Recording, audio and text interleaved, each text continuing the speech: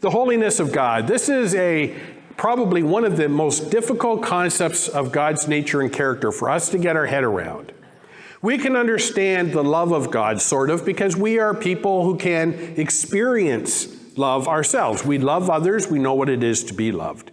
We can understand the righteousness of God and the justice of God because we are people that want righteousness and justice. And when we see injustice in the world, we get angry about that. We don't like to see puppies being kicked. That's unjust, and we get angry. We can understand that. But when we talk about the holiness of God, we are talking about something that is totally other from our experience, apart from the Spirit of God doing a work within us. And even at that, we can be holy, but we are not holy like God is holy. So because of this disconnect, that we do not have an equivalent human experience to understand this quality of God, there are a huge variety of explanations on what it means for God to be holy. And I was raised in a tradition where holiness, the primary quality of holiness, was defined by separation. And you did not associate with sinners lest you be contaminated by their sin.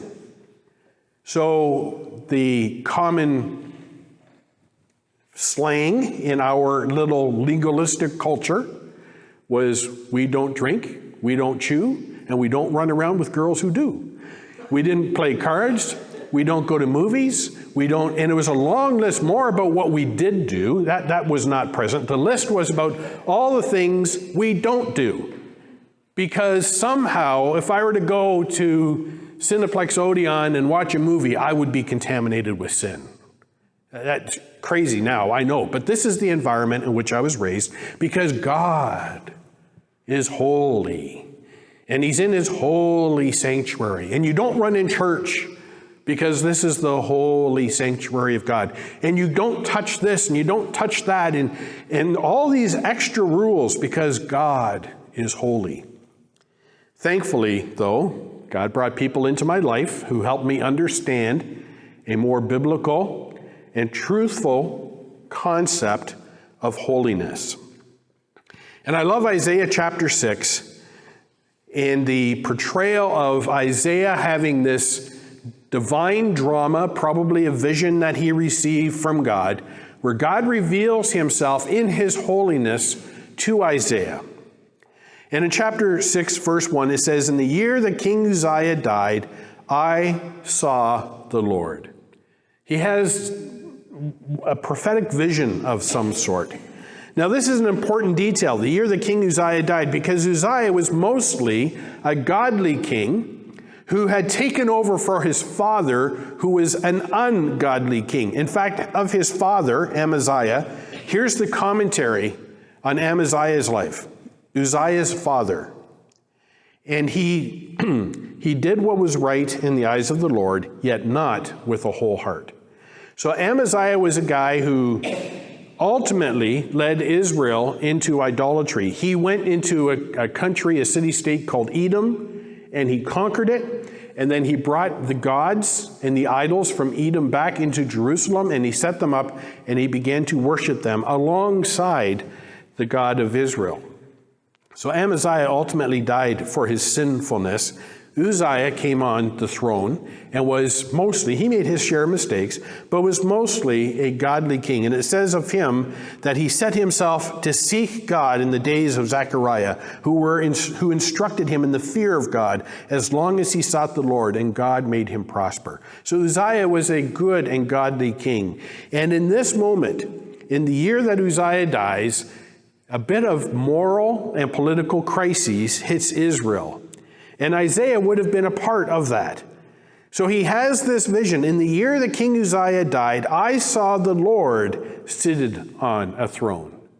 And immediately he's reminded, it doesn't matter who the physical king on a throne is, the Lord is on his throne. But what does he observe about this Lord, the Lord on the throne? He was high and lifted up, so he's an exalted, regal figure.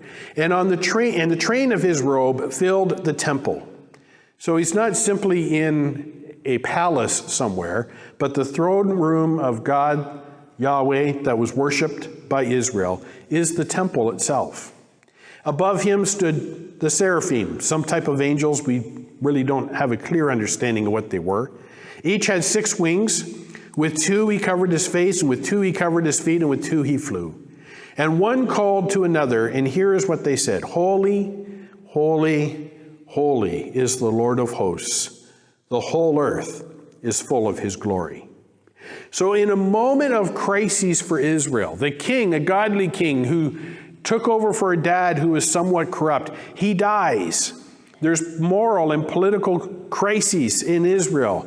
And God, as Isaiah begins his ministry as a prophet of God, God gives Isaiah this vision of himself, of God, seated on his throne, which is in the temple, the place of worship, and the angels give attribute to God, calling him holy, holy, holy, repeated 3 times for the sake of emphasis. And the whole earth, all of the earth, not just this little bit where Isaiah lived, but all of God's creation is filled with his glory. And then the foundation of the threshold shook at the voice of him who called, and the house was filled with smoke. And I said, and I totally get this, Isaiah's response was, "Woe is me, for I am lost. I am a man of unclean lips." This one who had been called by God to be a prophet, when he sees the holiness of God, humbles himself, and the very thing that God says, this is what I want you to do. I want you to be my prophet, my spokesperson. He says, oh, how can I do that? Even my lips are unclean. How can I say things for you? For my eyes have seen the King, the Lord of hosts. What a great picture. That God reaches out to a guy living in political and social and spiritual chaos, upon whom God has given a mantle of responsibility to be his prophet.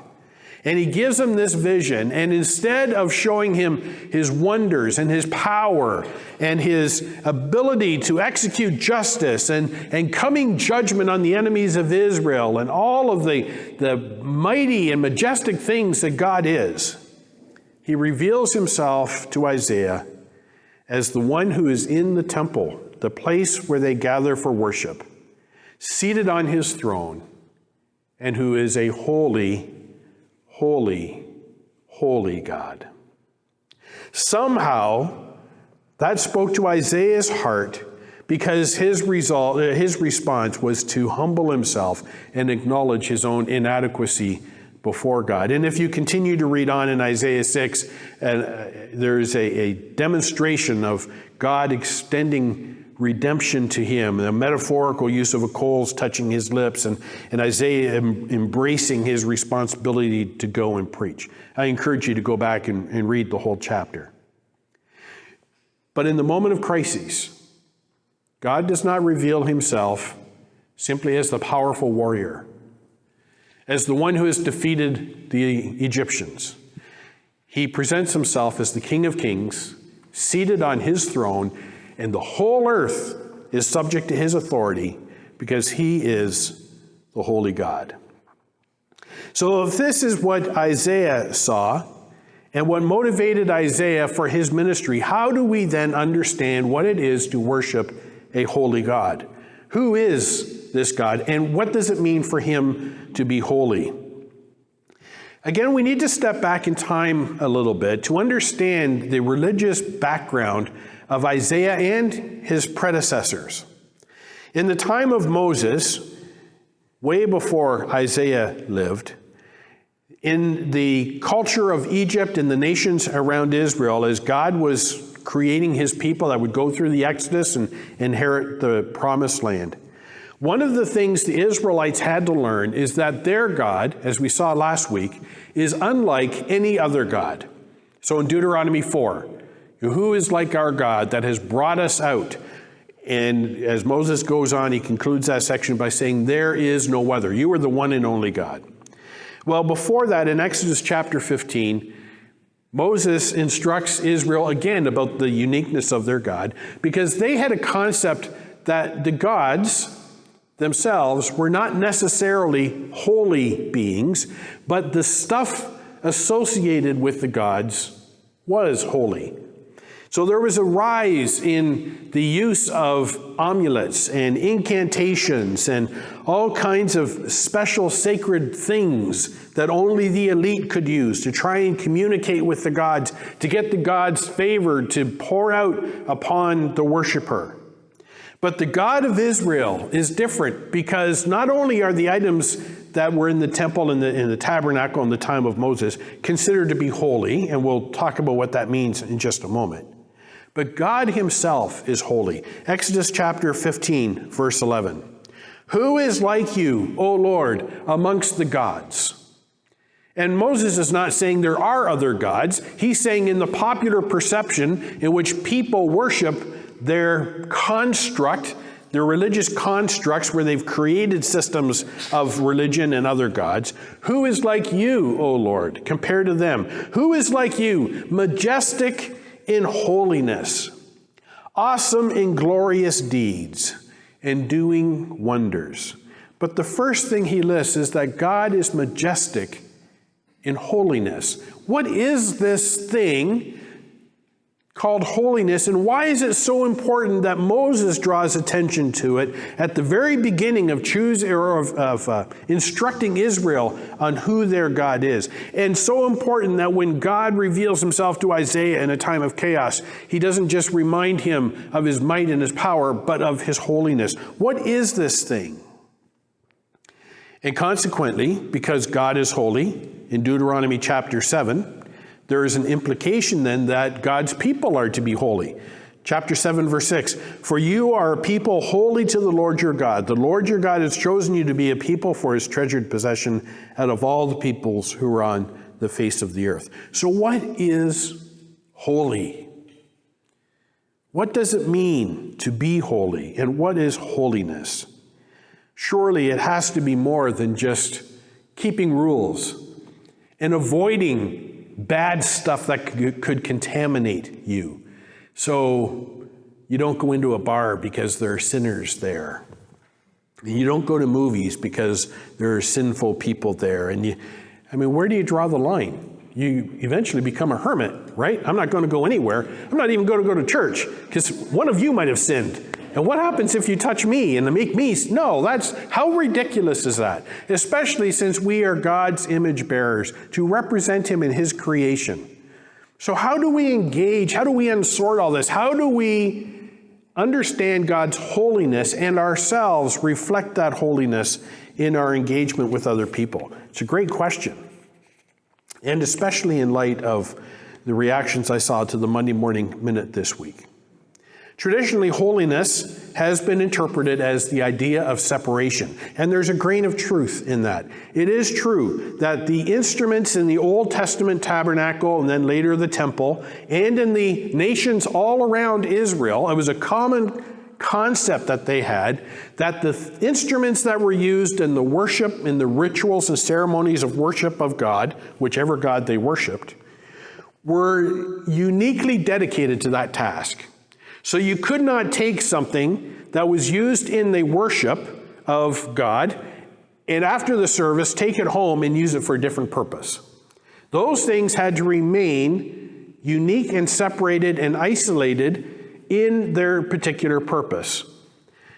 But that tells us more of a function of that thing than it does about the character of God.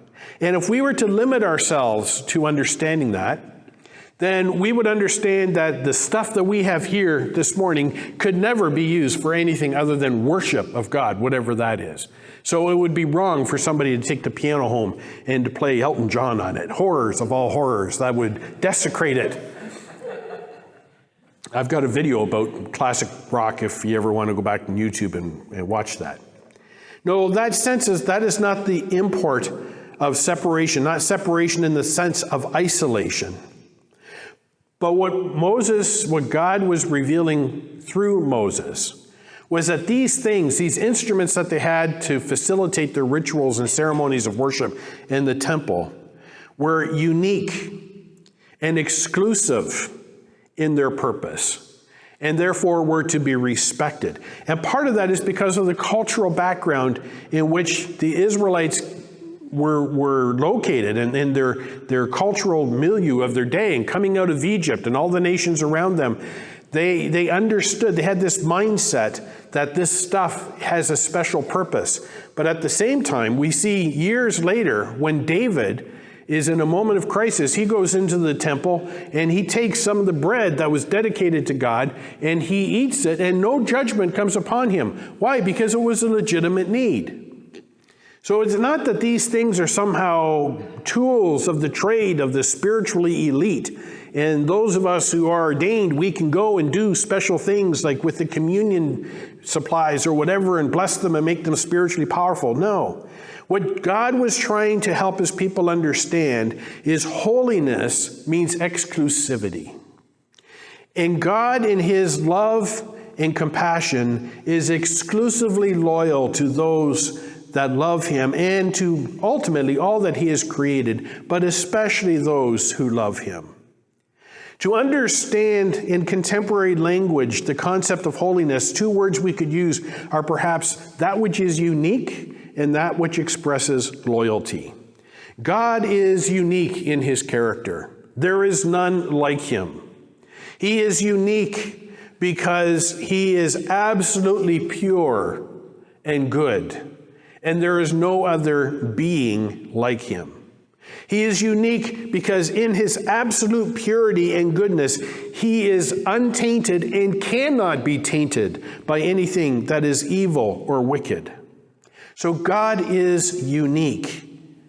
And even his image bearers, us, at the point of receiving our new creation, and someday when we are in heaven and all of this sin and everything else is destroyed and we no longer struggle with that, we still will not be like God. We still will not be what God is. Only God is this level of unique. And yet he's also loyal. He's loyal to his people. He's loyal to us when we struggle and continue to struggle with sin. The Apostle Paul in Romans chapter 7 said, the things I want to do, I don't do. The things I know I shouldn't do, I do. Oh, I am a wretched, wretched man, but blessed be God who gives us grace and is able to forgive us. So the loyalty of God towards his creation and the loyalty of God towards especially those who love him and are committed to worshiping him and being dependent upon him and submissive to him is the core of this idea we call holiness. That God cares and provides, and from a heart of pure goodness for all of his creation, even though we continue to live in rebellion against him. And for those, especially those who love him. So because God is because God is holy, therefore he is patient and provides a means of reconciliation to himself. The holiness of God is often portrayed as a judgmental component of his nature.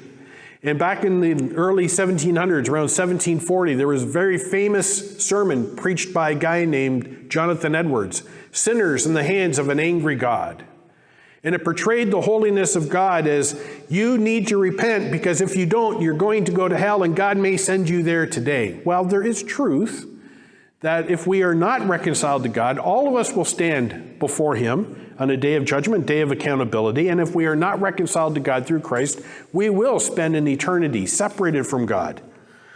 However, that's not because of his holiness, that's because of God's righteousness. God's holiness says, I am patient that all should come to repentance. I am going to be providing for my creation a means of reconciliation because I am pure in my character and I am pure in my goodness. So it's hard to separate God's holiness from his other qualities. In fact, you can't, his righteousness and his justice. And he will deal with evil. And there will be a day of accountability for all of us when we stand before him. His love, his compassion, he's not just going to say, that's okay, you were confused, don't worry about it, come on in. There is that moment where we do need to acknowledge that he alone is God. But his holiness is part of what motivates him to be a patient God, providing a means of reconciliation. The holiness of God, as we think about God, and then I want to talk about how this impacts us in our response to God. As we see through Isaiah and through Moses, means that he is unique. There is no other like him. That he is pure and good, untainted by evil and wickedness, and that he is loyal to his creation, compassionate and patient. So what does that mean? The title for this series is Faith, Confidence, Who is Our God? What does that talk about how we perceive who God is, and God is the object of our faith, and how we express then our faith in God? In other words, what does it mean for us to be holy? It's much, much more than just keeping rules. Wouldn't it be so much easier if we could just come up with a set of rules and use that as the measuring stick for everybody? And then we could just go around, we have a little checklist, and you check in with me every Sunday morning, and I would just go through the list, and, we'll give you a seating position, the saints on this side and the sinners on this side, and if you're in the middle, no, thankfully it's not like that, because God is working in each one of us in a unique way. Holiness is not a static thing to which we attain. Our righteousness before God is declared, justification declared through Christ, regardless of who we are.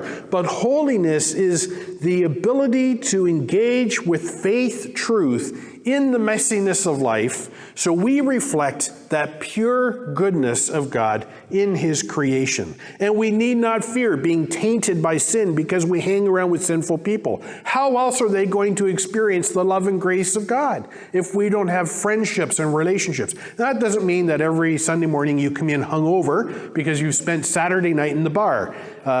This is not a loophole. It does mean that with skill in living our faith, we build intimate and authentic relationships with people that honor God, but also express his love and loyalty to others because they are created in his image. So, the object of our faith is God. We can have confidence because of who God is. How does holiness help us grow our confidence in God? First, we know because God is holy, he is trustworthy, because his holiness means he is not fickle or moody. He does not change the rules of the game. He will never betray us. And I love this word, he is not capricious. In other words, he's just not going to deal with us on a whim based on whatever mood he happens to be in. God never gets hangry. His blood sugar is never low. He never is falling asleep or responding to me after waking up from a nap and has that sort of fuzzy brain thing going on. He doesn't get head colds. He doesn't struggle with all of the limitations that are ours as human. Therefore, he is trustworthy because he always deals with us from a platform of purity and goodness. Now, we can grieve his heart because we often do choose not to live with integrity and holiness.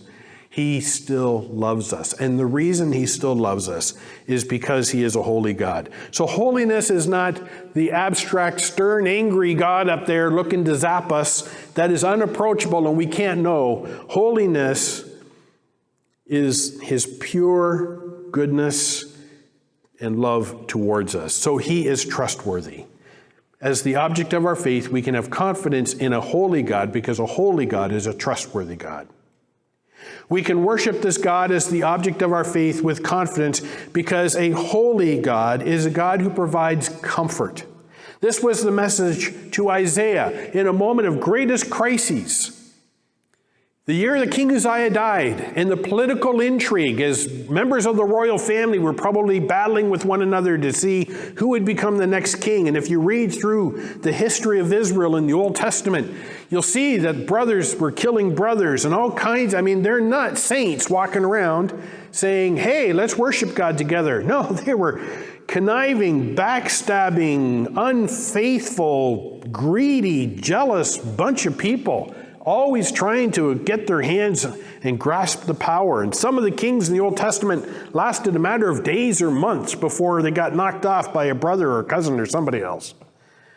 So in this moment of political and spiritual and emotional crises and chaos, God reveals himself to Isaiah as the God who is holy, holy, holy. Not the mighty warrior, but a holy God, the king seated on his throne in the temple, because he needed Isaiah to know that this was the source of his comfort and of his confidence. And while God is knowable and reveals himself to Isaiah, he is not necessarily understandable. We often get confused by what God is doing, and yet his goodness is irrepressible.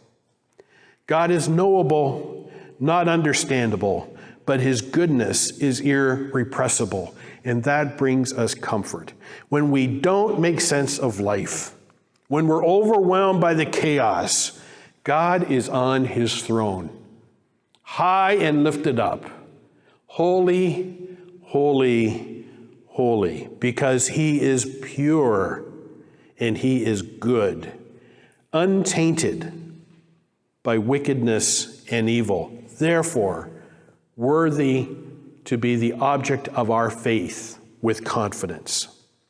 Because God is holy, we can express our holiness by being hopeful. And Peter, in 2 Peter chapter 3, talks about God's patience and how he's not willing for any to perish, but that all would come to a knowledge of Christ. And yet he recognizes not all will. People are going to be what's the word I'm looking for here? Antagonistic towards God. And they are going to continue to rebel. That's the sin nature. That's our fallenness. And yet, in spite of that, as we see God's patience towards all of creation and his willingness to tolerate wickedness and evil in his creation, it's because he is a holy God that he is patient. Therefore, Peter says, what kind of persons ought we to be in all holiness and godliness, since God is extending his patience to creation? So the holiness of God tells us that we can be hopeful in our circumstances.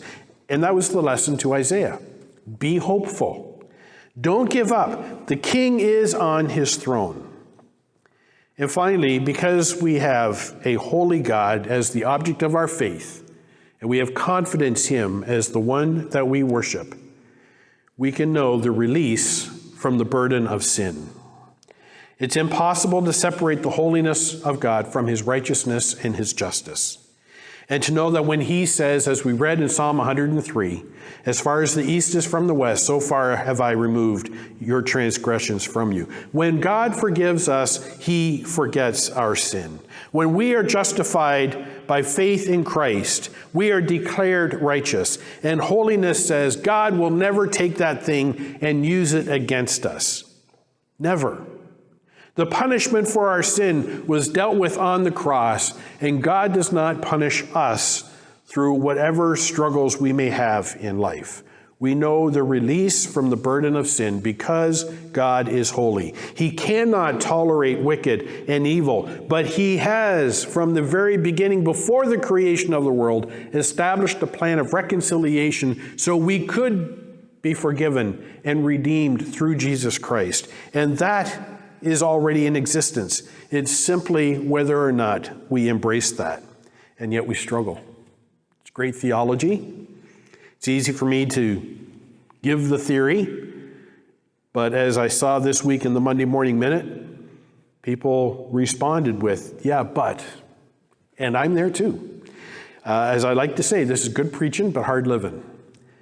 We struggle. So what does it mean to be a holy people? How can we express and conceptualize holiness beyond that environment that I was raised in, where it's all rules and following the right formulas makes you a holy person?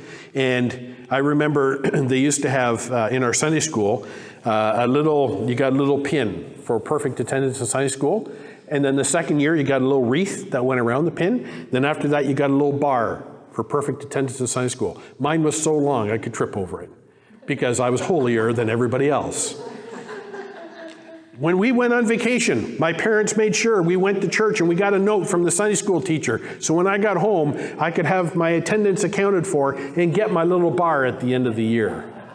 Because that made me holy. No. 1,000 times no. Holiness has very little to do with performance. It has to do with the condition of our heart of allegiance. And I think the best word in the English language today that is a synonym for this concept of holiness is the word loyalty. A holy person is one who has committed their loyalty and their allegiance to the King and to his kingdom, and is willing to engage in the process of learning what it means to be a citizen of that kingdom as the Spirit of God works to help us learn, grow, and be transformed over time. Colossians chapter 1, verses 28-29. If you want to turn there with me, I call this the pastoral Great Commission. The Great Commission was when Jesus told his disciples to go into all the world and preach the gospel. Well, this is the pastoral Great Commission. Colossians chapter 1, verses 28-29. And Paul is expressing why he does what he does. He says in verse 28, we proclaim him, namely Christ, admonishing and teaching everyone with all wisdom, so that we may present everyone perfect in Christ. And the idea of perfect is not perfection that we've attained, but complete in the understanding of our faith, mature in the way that we represent Christ. So to this end I labor, struggling with all his energy, which so powerfully works in me. Paul recognized it wasn't his ability, his proficiency as a writer, as a speaker, but it is the work of God in the people of God. But what is the ultimate goal? That we may present everyone perfect. That's an unfortunate translation, the word perfect. It really means transformed and matured. That we may present everyone skilled in the faith of trusting in a God in whom we can have confidence, this holy God. Ephesians chapter 4, Colossians chapter 3, Romans chapter 12, all talk about the work of the Spirit of God within us by transforming our minds and setting aside the behaviors that are characterized as wickedness and evil and embracing the behaviors of the kingdom of God. Not that behavioral transformation is the message of the gospel. It's not. But as God changes us, so also the priorities and passion of our life begin to reflect that of his holiness, the purity and the goodness that he has demonstrated in all of his creation. So whatever it is in the past, if it has been forgiven, if we have confessed that and it has been forgiven, it has been forgotten by God because he is holy. He's not going to remember that and use that against us. As far as the east is from the west, so far as he removed our transgressions from us. And grace trumps guilt. We say that a lot here at Q50. But it is a truth that cannot be forgotten, should not be forgotten. We can't afford to forget it. That God's grace trumps any guilt that we may have if we are reconciled to God through Christ.